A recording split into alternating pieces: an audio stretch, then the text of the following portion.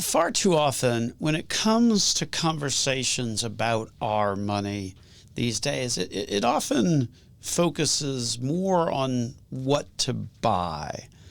And that's not really the right question to ask. Before you even get to that question, you really need to figure out exactly what you want your money and your investments to do for you.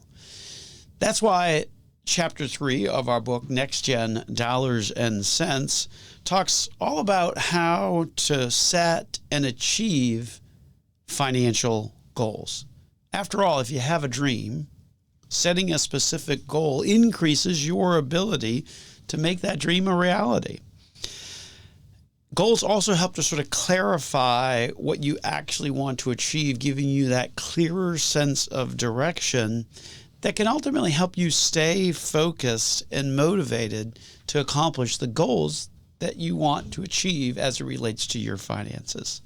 Certainly, goals help us prioritize how we spend money, and it certainly does do that in a way that aligns with what we ultimately want to achieve. And so the other benefit of having goals is that it allows you to sort of track your progress on how far you've come, which becomes a great motivator to, in fact, stay on track and continue to make progress. So in the book, we talk about the first step for setting financial goals is to identify and prioritize those goals that you want. So that really involves an exercise where you're thinking about what you want for your life and how your financial objectives can make that a reality. In essence, sort of identifying what that future you might look like. So some of the goals to consider that we mention in the book are things like, what are my short-term financial plans? What are my long-term financial plans? What sacrifices am I willing to make to achieve those? And ultimately, how will achieving those goals improve the quality of my life? And that then leads into sort of the second step, and that is understanding the different types of goals that you might set in order to achieve what it is that you want your future you to be. Some of the more common fundamental types of goals that you hear a lot about is saving for an emergency savings account, or maybe you're going to be saving money to help pay off some debt, or perhaps put some money together in order to make a down payment on a home. Of course, the most common one for people is retirement savings, but there's a host of other goals that you can set along the way to help improve your future.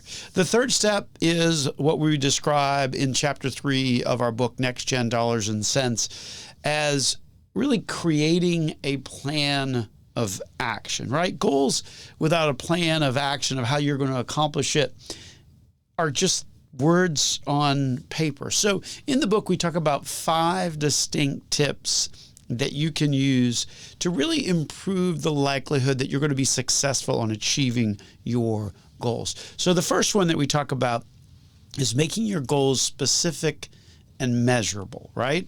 So instead of saying, oh, I want to save money for the future, identify exactly how much you want to save by a specific defined date.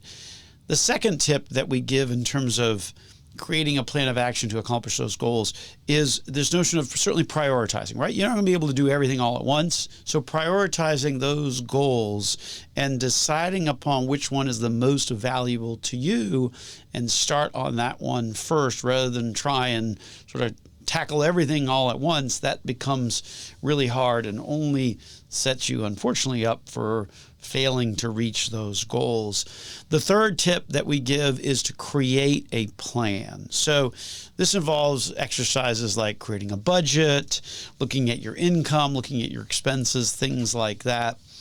And then number 4, certainly you want to be monitoring your progress along the way. Monitoring your progress helps to see if you're on track. It helps to give you opportunity to make some adjustments along the way and to really stay on track with what you're trying to achieve. And then lastly, that 5th tip that we give is to take the time to celebrate your success. When you achieve your goals, or when you're on track to achieving your goals, it's so important that you take the time to recognize your accomplishments, because accomplishing a goal is a big deal, and you certainly want to take the time and recognize your accomplishments. So lastly, we would certainly say that your financial goals are obtained along the way. Financial success is a journey, not necessarily a destination. And certainly by taking and setting clear targets and taking consistent action, you can make progress towards the life that you want to live. So for more information about the steps that you should take to be successful with your financial goals, be sure to read Chapter 3 of our book, Next Gen Dollars and Cents. You can get a free copy of your book by texting free copy to 407-791-0070. That's 407-791-0070. My name, of course, is Joel Garris. I'm a certified financial planner, certified financial fiduciary at Nelson Financial Planning, and author of Next Gen Dollars and Cents. Thanks for listening to this video.